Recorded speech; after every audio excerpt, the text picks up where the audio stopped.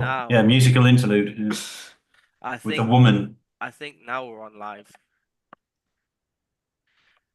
Yes, and there we are, finally.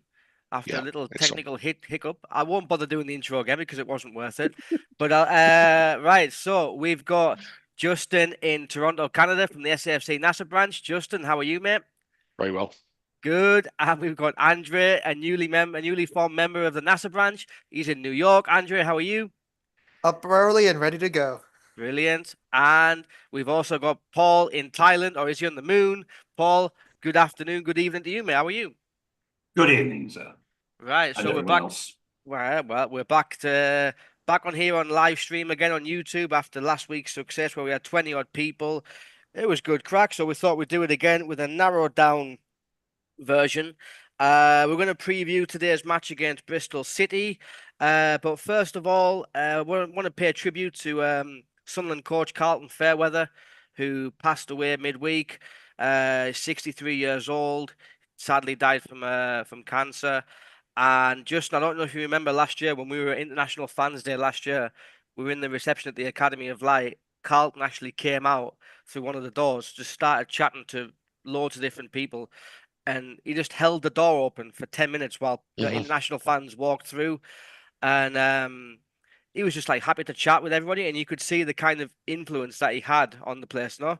Yeah, just genuinely a really nice guy. Had time for everybody, and certainly a loss for the club. He's been involved both on the men's and the women's side. I think the tributes that were paid to him from both teams and both players and former players is testament to the kind of guy he was. Yeah, absolutely.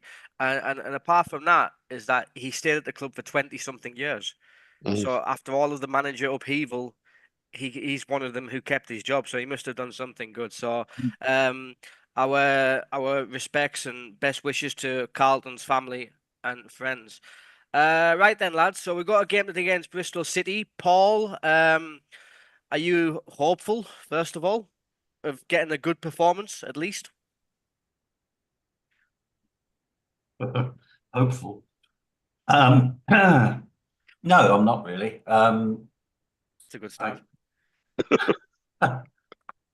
yeah, it's a strange feeling, isn't it? Being, what was it, 4 or 5 games to go? We're definitely in the playoffs. We've had an amazing season. Had an amazing start, like just straight out of the blocks, top of the league, and sort of still been there ever since in the top six. But we've seen these last two performances. I mean, I'm just looking at a look here.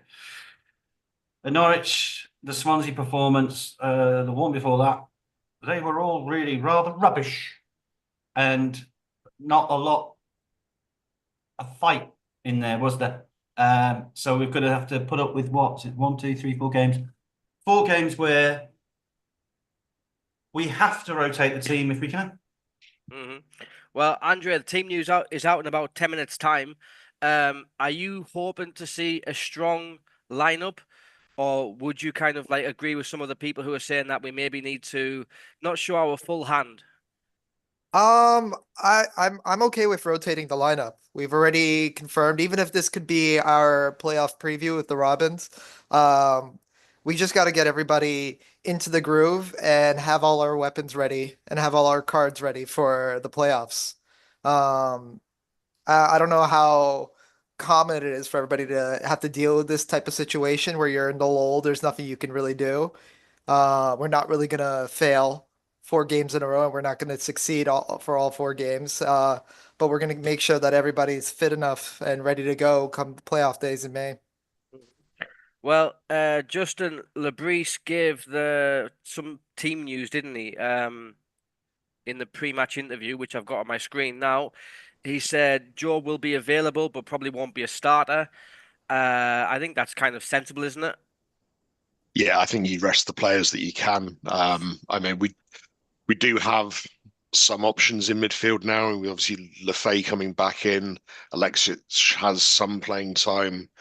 Samed's available now, so I think it would make sense to manage. Particularly, I mean, Joe had a bit of an injury, didn't he? So, got to take care of him. I think Chris Rigg could do with sitting out a game or two. And then in defence, obviously you've got Hjelde coming back, Ballard's due to come back. Sirkin, they were talking about coming back in a week or two. On Monday, apparently on the bench on Monday, yeah. So I think we rotate things, try and keep people as fresh as possible, try and avoid injuries as much as we can, and the points are kind of secondary at the moment. I mean, it would be nice to cement fourth place. Probably. I mean, I'm trying to work out what the best result for us today would be, to be honest, because if we lose to Bristol City, then it keeps them away from Coventry, and it means we're more likely to play them. But I probably shouldn't be wishing for a defeat. But we'll see how things go. Yeah, Paul Enzo Lefay looks like he could be starting today. Would you be fine with that, or would you like to see him just like maybe wrapped up in cotton wool? No, I'm totally fine with him starting in midfield, if he starts in central midfield, or if he starts as we call it the false nine, one that's behind the centre forward. I just checked. We've scored 4 goals in March, and we've scored 1 goal in April. That's it. So that tells me and everyone we might have a problem scoring goals. Prolific. Yeah. No, I'd love to see if he start in his preferred position though. Not in a stupid out on the left wing. Put him in his preferred position. Christ's sake.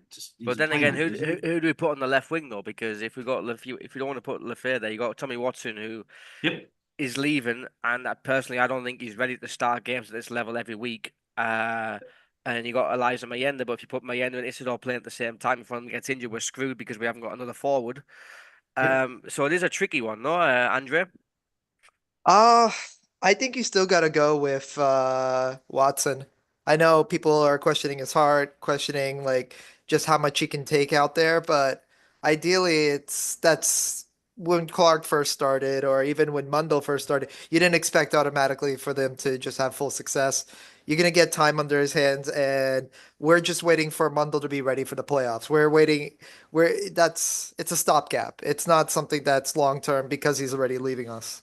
Yeah, no, that's something that's kind of like my optimism is like that. We've got a lot of players coming back at the right time of the season, which, as we know, the last time we had a playoff campaign was the complete opposite. We had loads of injuries.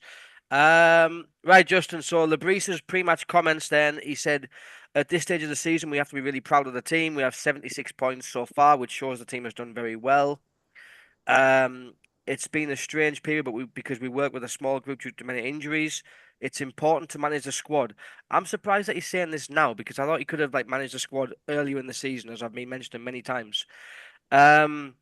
We have to manage the players' bodies and not rush the process like Job and Enzo. Probably because of this, the last few results haven't been as good as expected, but we are still fourth. The playoffs have secured, and we're now at another stage in the season. Our main objective now is the playoffs, and we have to be ready for these fixtures. So a lot of people have taken that last sentence just as a way of saying Lebrice is just writing off these last 4 games in the league, and he's focusing everything on the playoffs. Would you agree with that, or do you think there's more to it? I think we tend to agree with them. I think we're in pre-season for the playoffs now. I mean, it's as simple as that. I don't think the results really don't matter that much going forward. I mean, we're effectively going to finish 4th or 5th.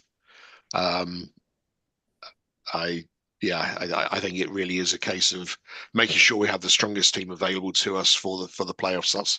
That's what matters. It doesn't really matter whether we somehow manage to pip Sheffield United to 3rd place, or if we just set a record now for the 4th place finish for points scored. I mean, as Paul alluded to, we're not playing particularly well. We're not scoring goals.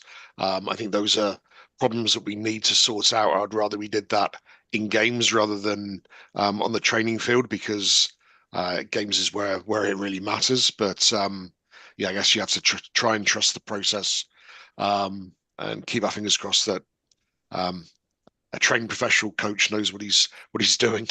Yeah. Paul, how important do you think it is to get momentum going to the playoffs? Because I was listening to Gary Hours on the Howard the podcast earlier this week, really good podcast, and he was talking about like the time when he was with Sunderland and we had the playoff run, and he was saying that momentum was crucial. He said if you haven't got any momentum, it's really difficult to just turn up in the playoffs and try to turn it on. You can't flick a switch. Would you agree with that? Or you could just do a Sunderland and do exactly that. You know, look very unlikely and then go and just play really well for like 2 games or 3 games. So don't rule it out. Don't rule it out. What's this, Lee? Verifica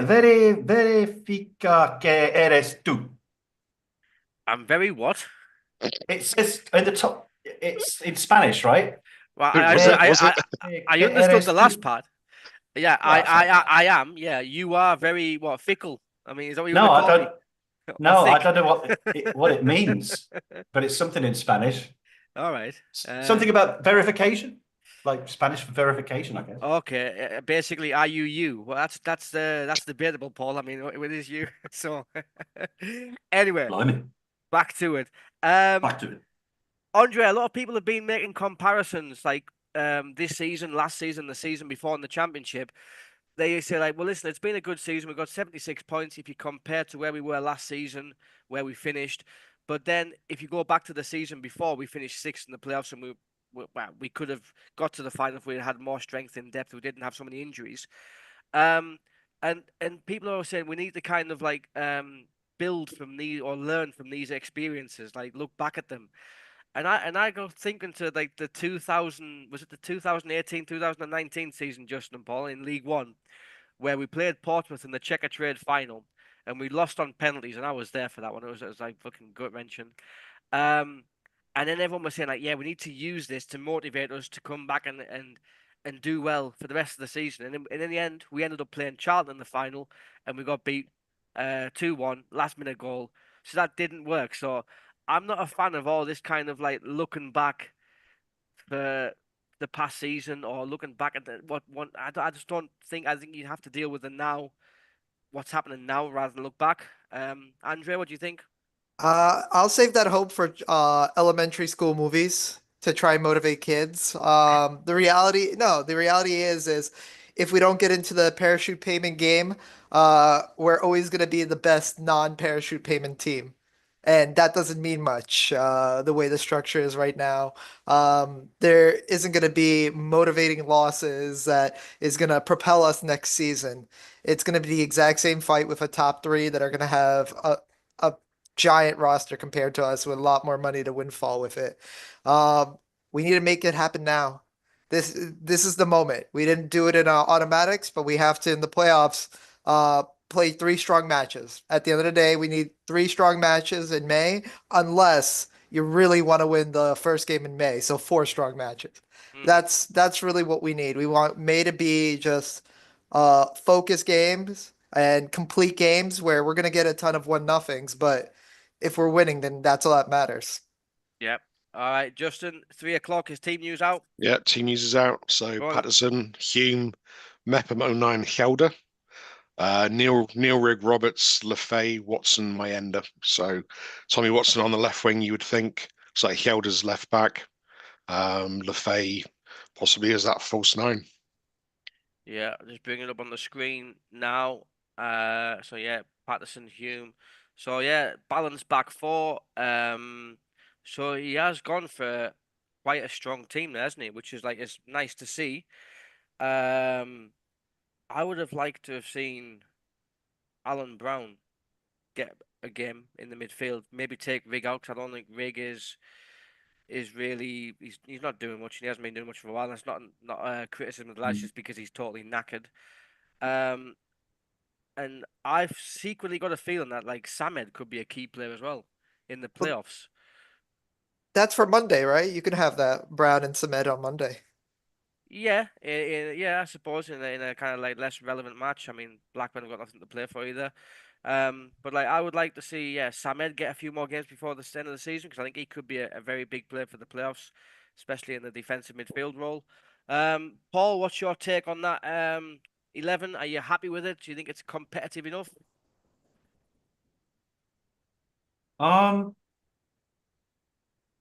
Oh, right. Isidore is not starting up front. No, he's been Right. benched. So Meyenda's up front. Roberts on the right, Watson on the left. But I mean, you would think that Neil will be playing alongside Lefay, and that means Rig is playing slightly more advanced role, perhaps, or maybe Rig will be in the central midfield area. I suppose it's best we can go. Got to go with that, really. So, Bristol play 3-4-3 traditionally, so they'll be overloading us in midfield if we go 4-3-3. So you'd kind of expect probably maybe have Neil and Rigg playing deeper if Lefay plays a bit more forward, and then hope that Robertson and Watson fill in to make a 4 or 5 in midfield to match up with them. But yeah, the only thing about that midfield is that it is very small. No, I don't think Regan Lefay are not the biggest. Neil, I don't think he's very tall. he's Maybe. barely 6 foot, is he? I don't think. 6'30". Is he Sure. 6 foot? Is he? I don't think he's maybe 5'11", maybe, but yeah. So, and obviously our midfield does get overrun quite a lot, so that is a bit of a concern for me. But no, I'm happy that Mayenda is playing in there, because I was very surprised that he got dropped after the international break, considering that he scored those goals against Sheffield Wednesday, and he scored another one at home. I don't remember who it was against. And then he made his debut for Spain under 21, so he was on a high. And I think you've always got to kind of like harness that. No, I think you got to like basically take advantage of players who are on the top of their game at that minute. But obviously, he went for Isidore, and I don't think since then Isidore hasn't scored. I think someone told me the other day, one of the South American lads said that Isidore hasn't scored since the Leeds game. I don't know if that is that correct. Yeah, sounds about right. Yeah. I mean, I think Lebris was hoping that he would play himself back into form, wasn't he? And he just through it as a combination of just not having had the service and Yep, definitely hasn't had the service. yeah. And And I was gonna say is they've played a bit differently in how they've played the line and everything compared to earlier in the season. They've trying different things out. So I think it's do we see a whole different set of things, or going back to our bread and butter?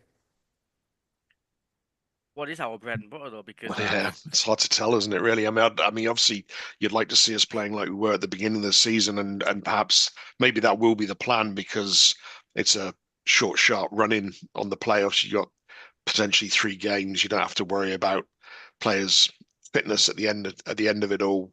Whereas I think when we, as Paul said, we came out of the blocks quickly at the start of the season and dropped off sort of November time, I think, as it became a bit too much for us.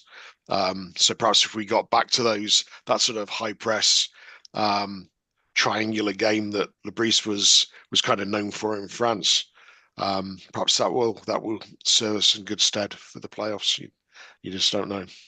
well, I mean, I was looking at our stats because we played 42 games. I did like a comparison between the first 21 games and the second 21 games, and they're actually quite similar. I didn't realize it, but we've won 11. We won 11, drew 6, and lost 4 in the first 21 games.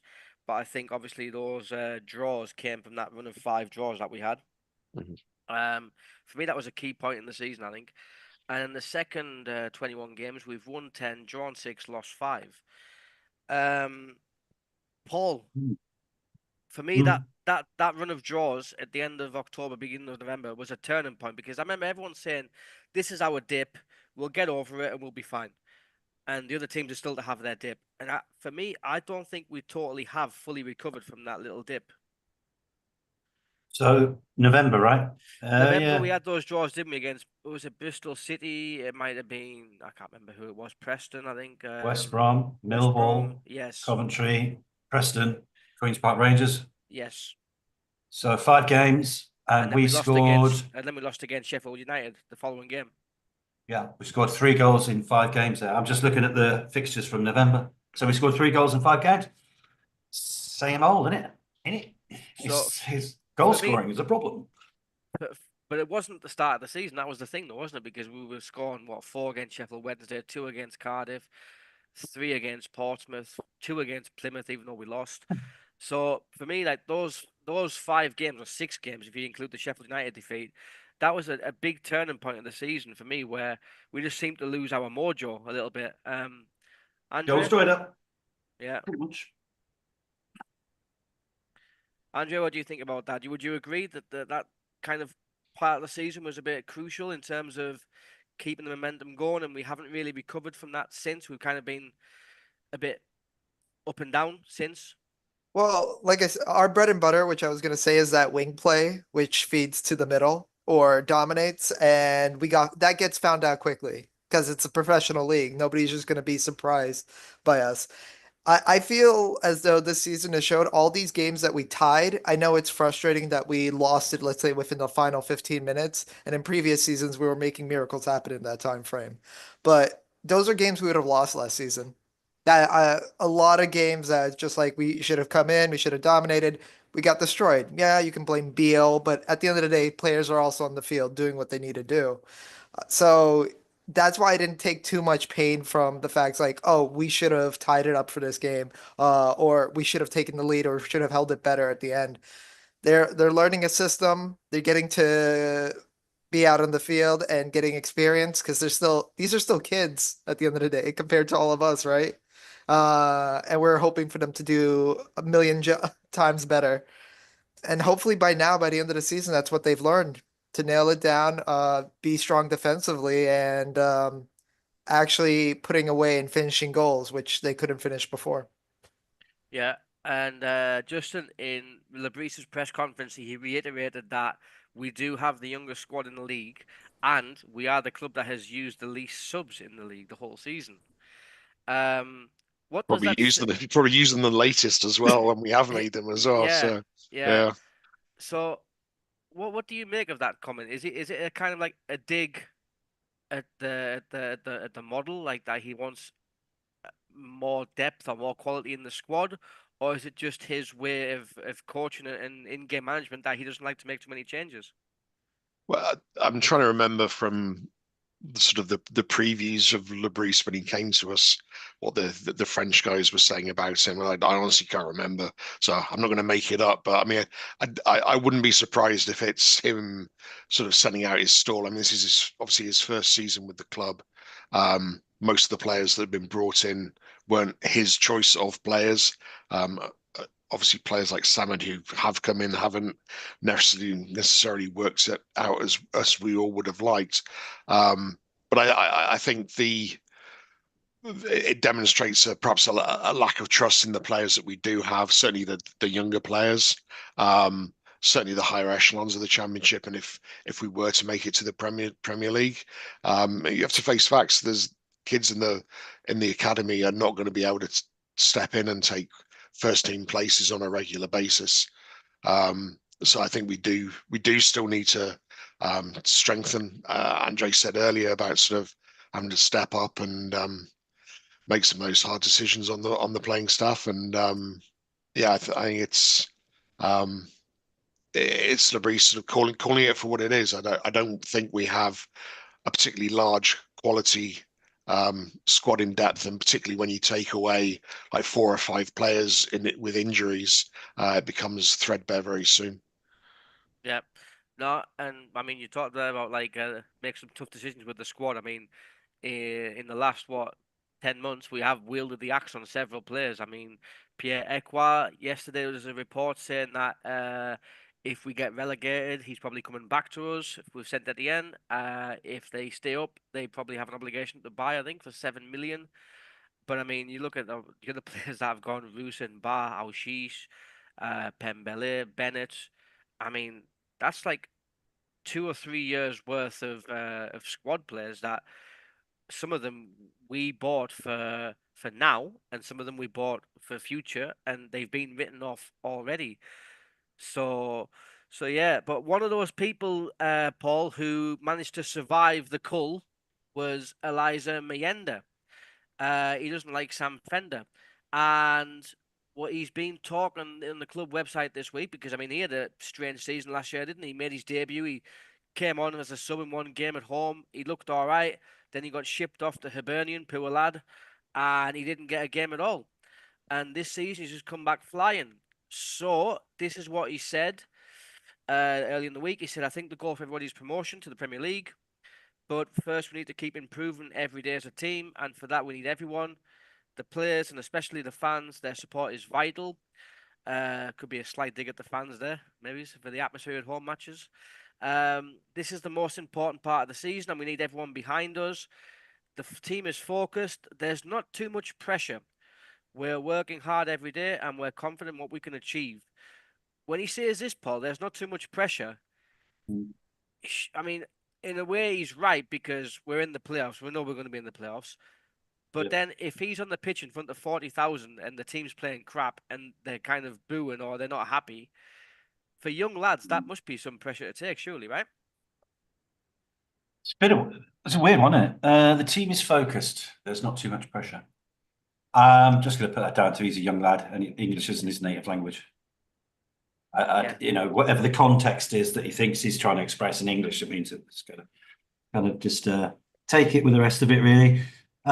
Yeah, man, he's a young man, isn't he? What is he? He's 19. Was he 20? I think now, yeah. Yeah. So he says here, we're in a good place and we've played really well throughout the season. My teammates have supported me so much. That's what happens when you put in the work on the training ground every day. It's not about luck, it's about effort and commitment. I've played a lot more this season, and the more you play, the more you can show what you can do. I've been able to help the team, and I'm really happy about that. Andre, I mean, I have to admit, I hold my hands up that I wasn't a fan of Mayenda at the start of the season. I thought he was very raw. He ran around a lot, but he just didn't cut it for me. But I've been made to eat humble pie, and I'm happy to do that. And I would be actually starting him as he is today more often until the end of the season because he's the form guy, and I think for the way that we play with the high press, I think he does it better than Isidore. I think he runs a lot more. No, you hit the nail on the head there. He's the better option in the future, while Isidore is the has to take the role of the substitution striker that hopefully can spice things up at the end. Um, it, what that's what our team identity is right now. We have young guys that we're hoping become a Hume, become a Mayenda, become grow into what they at least they thought they could be, or even a fraction of it. Because for some of them, the hopes was to be like the next living legend, and if they're a consistent starter, that's not a bad thing to happen, especially for us trying to continue to find these players. But it's just going to be frustrating when some other teams are going to start buying them from us because that's our model, right? So the emotional connection we have with these guys who are giving 100% on the pitch every day. Yeah. And Justin, I mean, Mayenda, fair play to him. He has bounced back because he had that those couple of games, didn't he? It was at the Christmas period where did he miss the 1-on-1 versus Blackburn, and then was another one the following game against Stoke, I think there was. And you know, I mean, normally you'd expect like a young forward to just crumble, but I mean, fair play to him. He bounced back and he's done well, right? Yeah, he could make the same accusation of Isidore, to be honest. I mean, he's missed some sitters as well, so they're perhaps learning and supporting each other on that one. But yeah, I mean, we don't have a huge number of options now with like Abdullah. He's still came back from injury and seems to be injured again now. I like the look of that lad. He A looks lot. decent. He looks decent from Ooh, he's what a I've seen the under beast, 21s. Big, Yes. strong, and quick lad. So Hat trick, yeah, and then he got injured. Yeah. Amazing. Very Sunderland, but Just yeah, take people. You can't believe it. It's not. It is the curse. It's the ground or where it's been built or whatever they've bloody built it with or something. Oh yeah.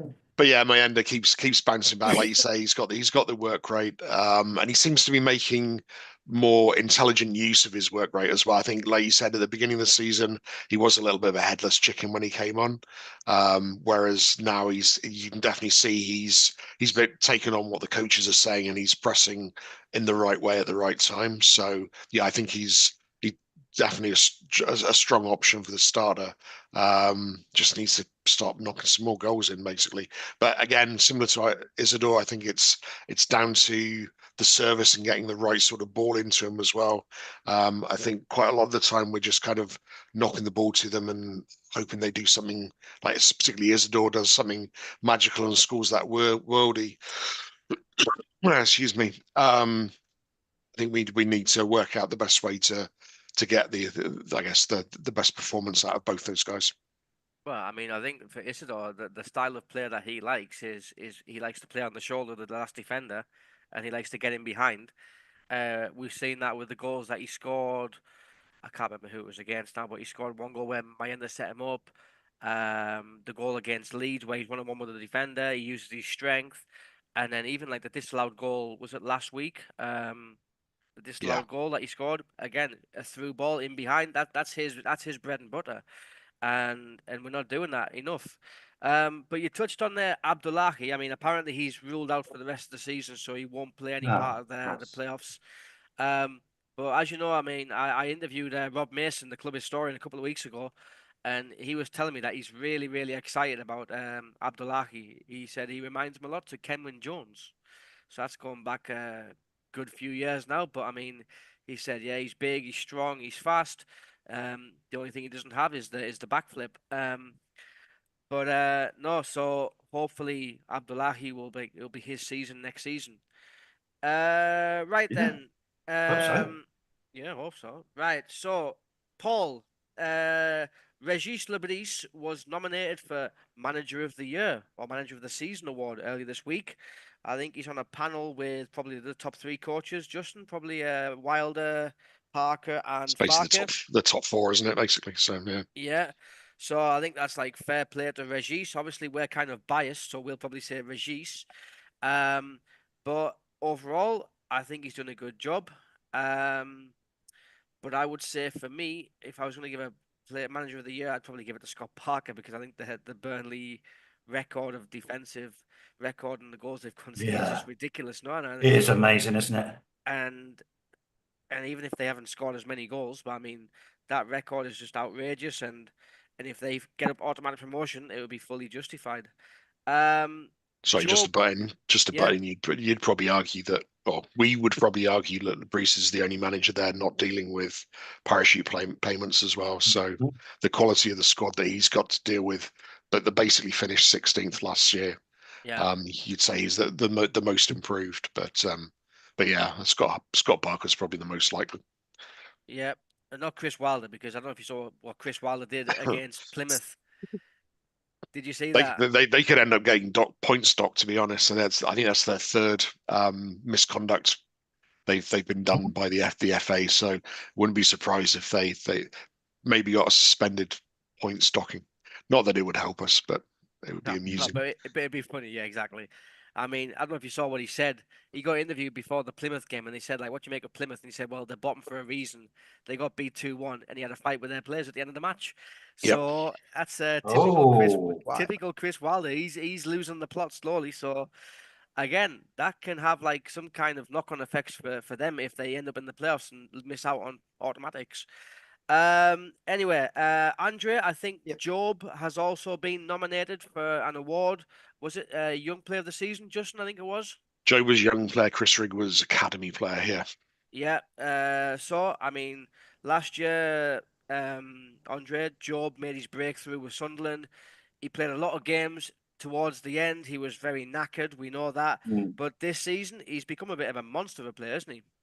Yeah, no, you can tell the difference when there's a game without Job. And that's a wonderful thing, in terms for us. Sucks if it means he's gonna have greener pastures very soon, but he really is just like the plays that he has where he lulls the defender to follow him and then immediately on a dime turns around and goes back upfield as if that's not where he was going to go to begin with. And the fact that he can keep getting people to fall for that and just using his strength. The errors have come down. It's people are still going to make mistakes here and there, but he has improved his game a lot compared to last season. Like I said, just a kid. Yeah, no, just a kid, totally. And Chris Rigg was also, yeah, Academy Player of the Year or nominated for Academy Player of the Season. Paul, we're basically saying like deja vu, aren't we, with Rigg, aren't we? To what Job happened to Job last season, to what happened to yeah, Dan Neil in the League One yeah, season, Callum Doyle and as well. absolutely. So, so yeah, but I mean, listen, Chris Rigg, he is going to be a serious talent. And we'll see how he goes. Um, right then, moving on then. There was an interesting report that came out on social media earlier this week, which was about Jan Poveda. That Oh, guy, the Colombian Cockney. No, the mm, Cockney Colombian. Um, at the time we signed him. He seemed like a very wise signing, not to give like Patrick Roberts some kind of competition. But for one reason or another, Paul, it hasn't worked out. Yeah. Well, he had a good season last season, didn't he? Wherever he was, I believe he was at. Wednesday. He was in the Sheffield Wednesday. right. And I've got a Sheffield Wednesday friend. He's actually a former student, and yeah, he had nothing but good things to say about him. But I have a feeling. Oh, you could see that over the years we've acquired players who've basically not even really wanted to be here, and they get these injuries. I don't know, call me cynical. It just feels a little bit like we always seem to get one or two a season. Will Grigg being a remarkable sort of failure, like the worst in probably a history apart from what's his name? Jack, can't remember his name. Premier League Rodwell. signing. That's it. So what can you say about Poveda? I don't know, he's played 2 or 3 games. He saw he was in the reserves team one game recently and he scored decent. But he's injured, right? As a lot of them are, because they're overplayed and overtrained. Oh, I think players are overtrained, by the way. Yeah. I think modern day players are overtrained within an inch of their bloody lives or an inch of their fitness, and that is really stupid. I don't know why these clubs are doing this to these players. If your player's injured, he can't play. Well, do you know, that's an interesting point because I don't know if you know Jesse Birch. He's Yeah. in Los Angeles, and he said that he was friends with the dad of a player who played in the Premier League or the Championship. Can't remember his name, American player. And he said that basically they get pushed to the absolute limit, and then from one game to the next, it's not about fitness; it's just about recovery. And he said that they're constantly in pain after the match because of how much they've given. What was So he? Not Jan Koller, the guy we had from Germany with in Sam Allardyce. Kirchhoff. Barely trained him. Yeah. Barely trained him. Just all right. He's like the prize-winning horse, just get him on the ground, and and he'll do his magic. But I don't know. Somebody, some board or infrastructure, something needs to look at football. Apart from the curse of Sunderland, which is a separate issue, but to look at why are so many players in the professional football getting injured. It is really needs to be looked at. Yeah, well, and then you mentioned Jan Kirchhoff then, and David Moyes came in and said, "Right, laddie, you can do your laps now." And then he got injured completely. And that was a shit Scottish accent. But anyway, never mind. I can do a Scots accent if you want. My granddad was Scots. Dundee. But yeah, Poveda, apparently the rumours are that, I don't want to speculate, but apparently he's only been injured twice since he's been here, and the rest of the time have been because of off-the-field issues and attitude and behaviour and application and training. So, and that was from a source on social media who I won't name, but he's got quite a few things spot on before. But I mean, we've had that before. Well, years ago. Do you remember Chimbonda? Yeah. The trio from Tottenham. Do you remember that? That was Joofy, yeah, they were crackers. But Justin, we do like to try and pick up players who've kind of like fallen away somewhat. No, I mean we did it with Jack Clark, we did it with Patrick Roberts, with Pritchard, and we've tried to do it seems the same with Poveda, but this one just hasn't worked out, has it not? Yeah, I mean, kind of touched on this earlier. I mean, it's sort of bulk buy and hope that one or two of them turn out to be gems. I mean, it's and buying not knockoffs, but sort of damaged goods is a way to hopefully increase the profit or the profit margin as well. I mean, basically, Patrick Roberts wouldn't be playing for us if he had an end product. Jack Clark failed at well. I said, did he fail at Tottenham? He probably did. He left Tottenham and came to us. We sold him for a decent wedge. So I mean, I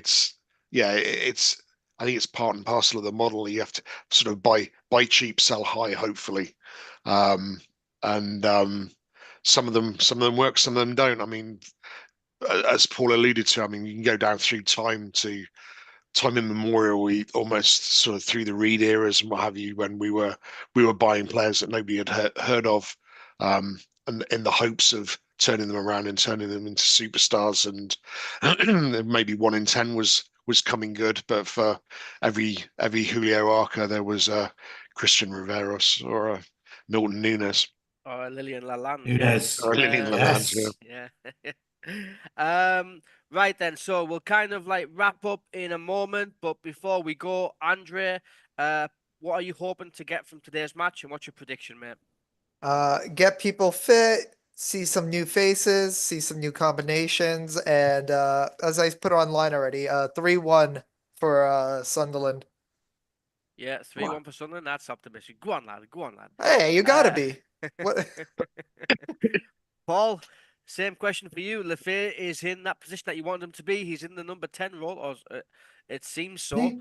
Yeah, because Watson's on the left, Roberts on the right. So, what are you hoping to see from the day? And predictions, please. So no injuries. Going to go for 0-0 and hopefully a streaker, because then we need to get the streakers back in the game. Yeah, a 0-0 or 1-0 and a streaker. Right. Okay. So. Anyway, never mind. I don't know how to carry on from that. Well, that's the beauty, innit? Get the streakers back. Justin, I'll give you, as long as it's not my mate Kev who's at the game today. Anyway, Justin, final word for you. What are you hoping to get from the game today? And prediction. Yeah, I guess echo the no injuries, a bit more progressive play, and I'm going to go for a hopeful 1-1 draw. A hopeful 1-1 draw. Right, well, because I've seen that lineup, I'm going to be trying to be optimistic, and I'm going to go for a 1-0 win. And I'm going to say Enzo Lefay free kick. Top But anyway, bins. top bins. We'll see how it goes. Anyway, gents, thanks for your time today. Enjoy the match, and we'll see you next time. How are the lads? How are the lads? Way the lads. Oh, yeah. I just checked. They've scored 3 in the last